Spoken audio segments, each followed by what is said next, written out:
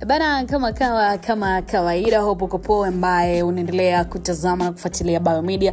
Sharti kwa kutayari ambaye umekwisha kusubscribe, kama bado mwanafamilia endelea kugusa alama kengele, alafu moja kwa moja official rules ndio msanawaji nitakuwa na kusanua kupitia zile habari mbalimbali ambazo zimeweza kutikisa ulimwengu wa Tanzania. Kauli ya Rais Samia kuhusu kifo cha Jenista Mhagama baada ya kuaga mwili wake yaeleza wa Tanzania mambo yamekaaje. Ambatana na mimi tudondokie pale jijini Dodoma ambako Rais wa Jamhuri ya Muungano wa Tanzania Dr. Samia Suluhu Hassan ameongoza familia, viongozi wa serikali, wabunge pamoja na waombolezaji wengine katika ibada ya kuaga mwili wa aliyekuwa mbunge wa jimbo la Peramiho Jenista Joakim Mhagama iliyofanyika siku ya Disemba 13.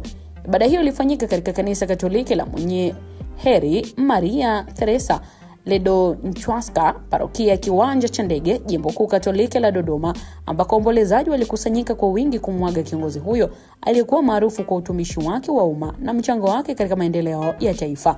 Akizungumza wakati wa ibada hiyo, Rais Samia alitoa salamu za rambirambi kwa familia marehemu, ndugu, jamaa na wananchi wa jimbo la Peramiho, akimtaja Jenista Mhagama kuwa kiongozi aliyetimiza jukumu lake kwa uaminifu na kujitolea kwa dhati. Umetimiza wajibu wako kwa uaminifu mkubwa. Umepiga na vita vilivyokupasa.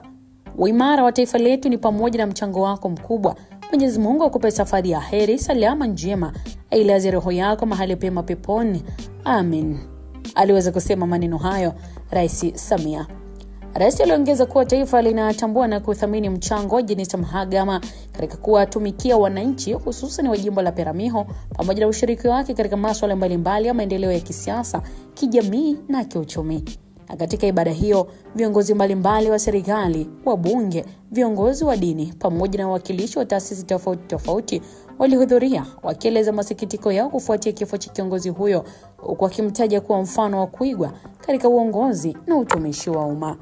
Kwa mujibu wa ratiba ya mazishi, mwili wa marehemu Jenista Mhagama umeagwa na wananchi wa jimbo la Peramiho katika ibada maalum iliyofanyika Disemba 14 kwenye kanisa Katoliki Peramiho, ambapo wananchi watapata fursa ya kutoa heshima zao za mwisho.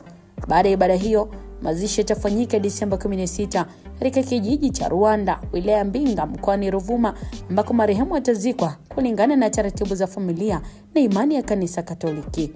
Jenista Mhagama anakumbukwa kama kiongozi aliyewahudumia wananchi kwa karibu, akisisitiza mshikamano, haki na maendeleo, huku kifo chake kikiacha pengo kubwa katika familia, jimbo la Peramiho na taifa la Tanzania kwa ujumla.